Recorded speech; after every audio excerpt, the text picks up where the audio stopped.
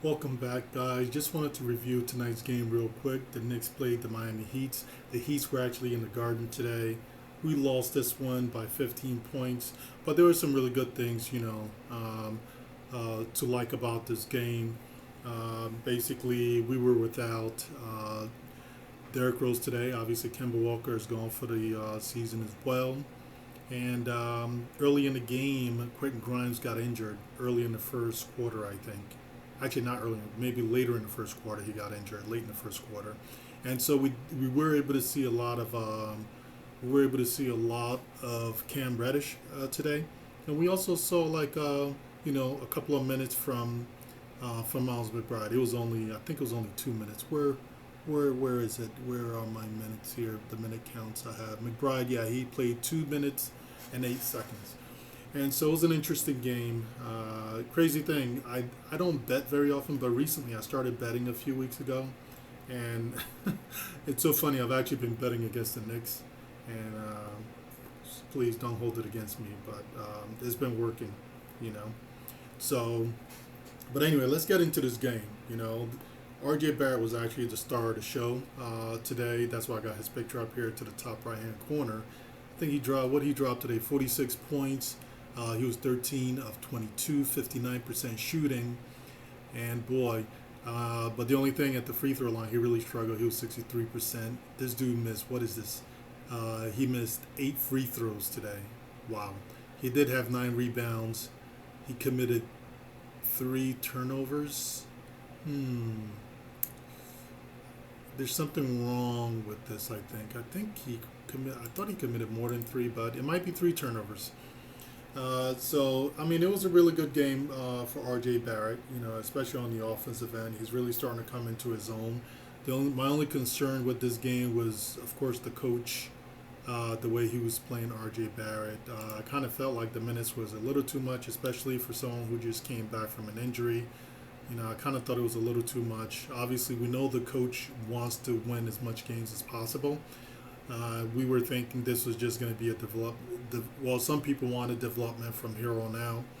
It seems like he's trying to balance a little bit of both. I'll kind of mix it in a little bit because the interesting thing was he played, because he played, what do you call it today? Jericho Sims. And Jericho Sims, in my opinion, he's a horrendous defensive player, in my opinion. I mean, one-on-one, he's okay. It's just his awareness is so bad sometimes, and his team defense is really bad sometimes. So that's why I don't really like to see him on the court very much, because I just don't really feel like he's really ready. But it's good to give him some burn. It definitely is good to give him burn.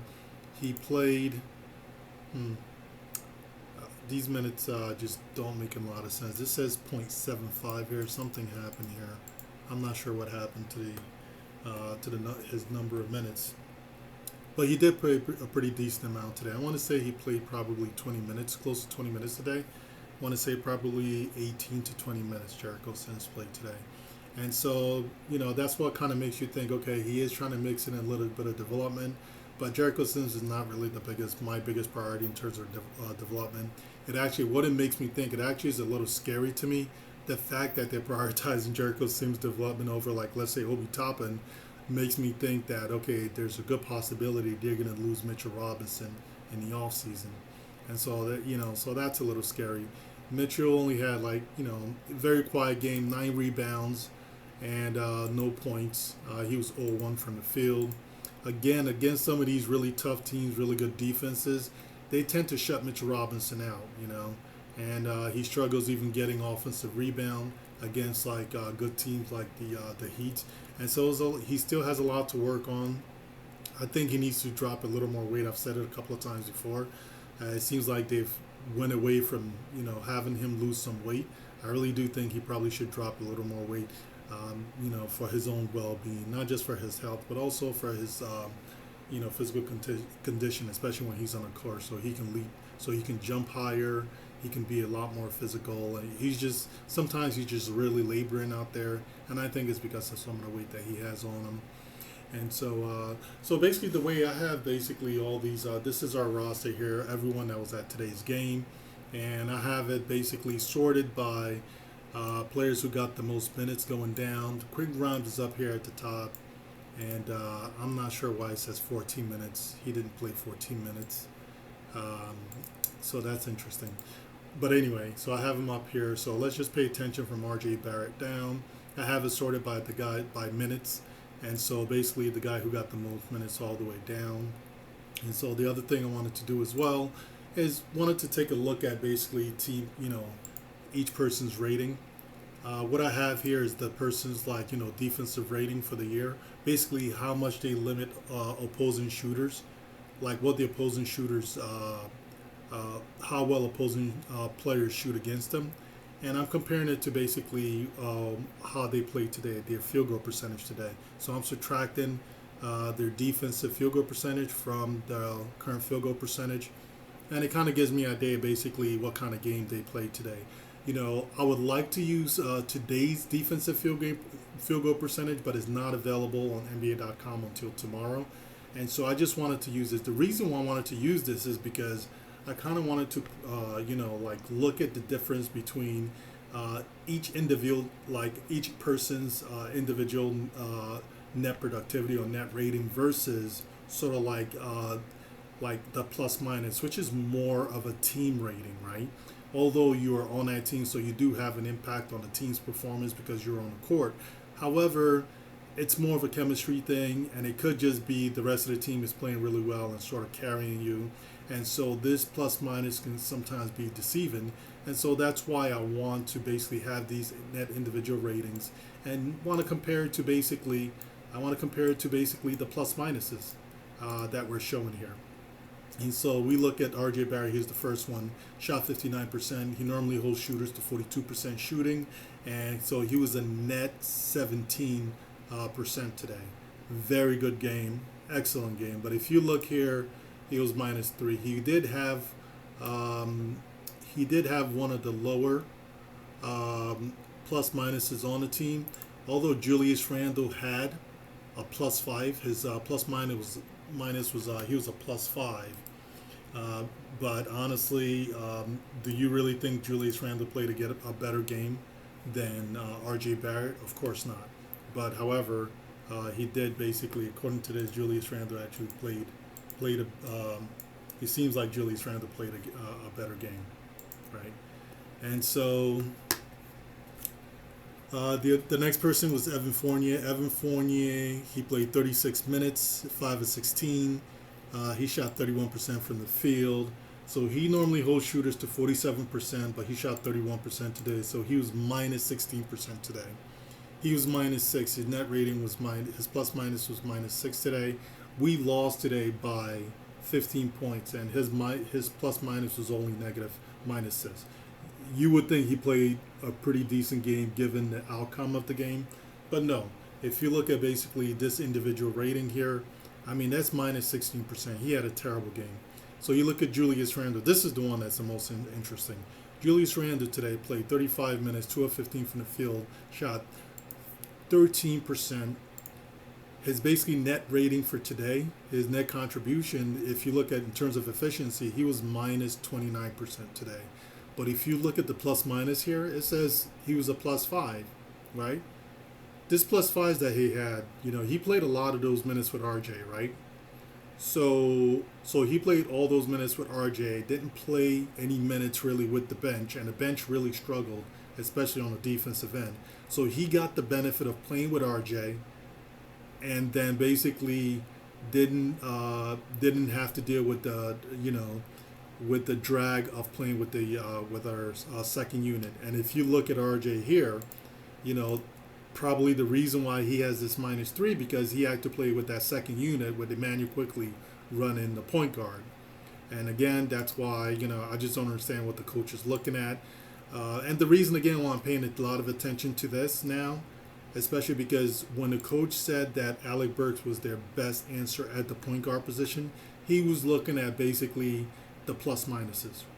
He was looking at all the 5-man combinations with Alec Burks on it. And if you look at all the 5-man combinations with Alec Burks on the team for the year, a lot of those are actually, a lot of it is actually, it's our pluses, right? And so that's the reason why it's, I wanted to really, pay attention to it. And so just give me 1 second. I just kind of want to get the video back over here. And so now the next person is Alec Burks. Alec Burks actually had a solid game today. He shot 4 of 6 today. So 66.7%. So he was a plus 21.6. He normally holds shooters to 45%.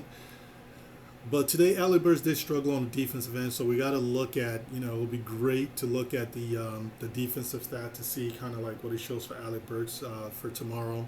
But he did play a pretty good game today, and he is one of the main reasons I'm looking at this stat now. I'm trying to compare each individual person's contribution versus the plus minus, which is more of a team contribution. And if you look here, he was a -9, but here he was a plus 21%, right?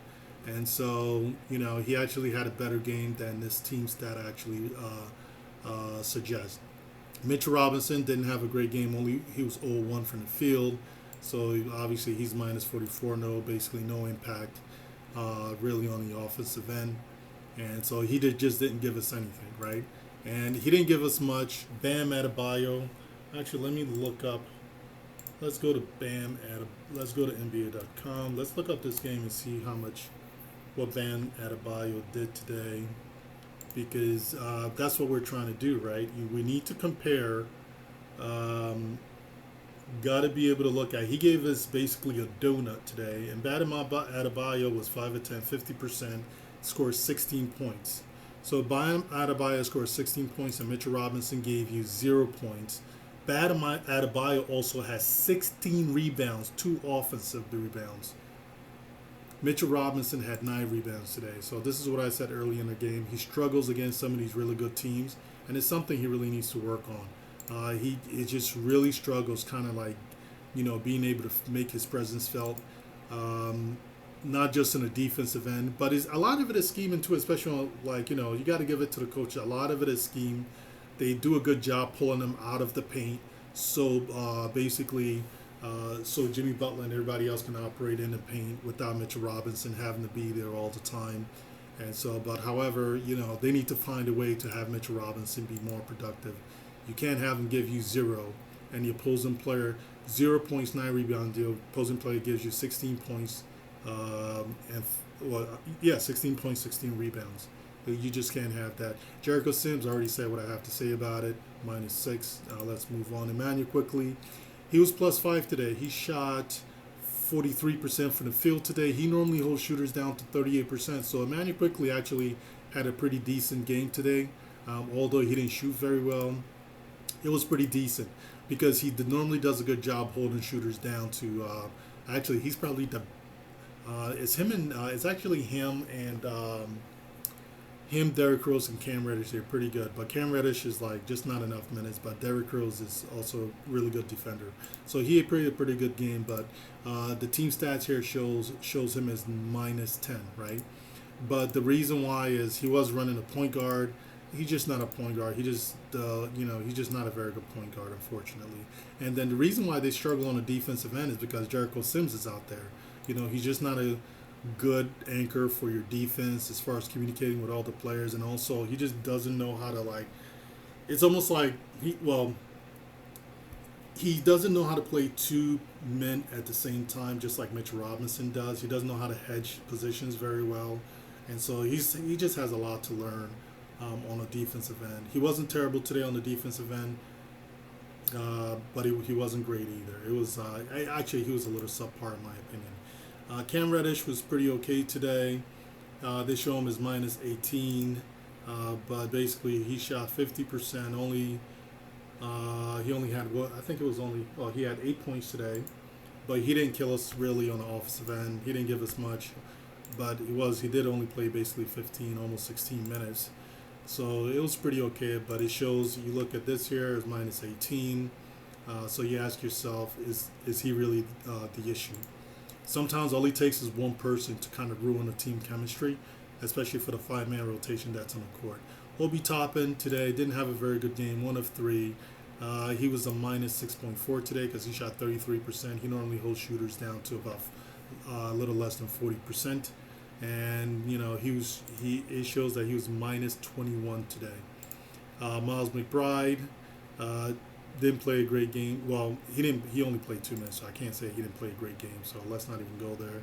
But it shows that he was a +4, but he didn't score. He didn't give you anything. Although it was only 2 minutes that he gave you. And so this is pretty much what the game was today. This is why the Knicks lost. I mean, if you look at the net rating here for the team, this was minus 20.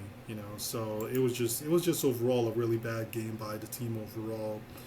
They couldn't really stop these guys on the defensive end, and they actually they played a pretty atrocious offensive game. Our offense is terrible. We only got up 75 shots today, only made 40%, and the Heat basically was 39 of 83, and he shot 47%. So they were 7% more efficient than we were. I mean, 7% is that's a pretty huge, pretty big difference, and so that's why you had that 15-point win.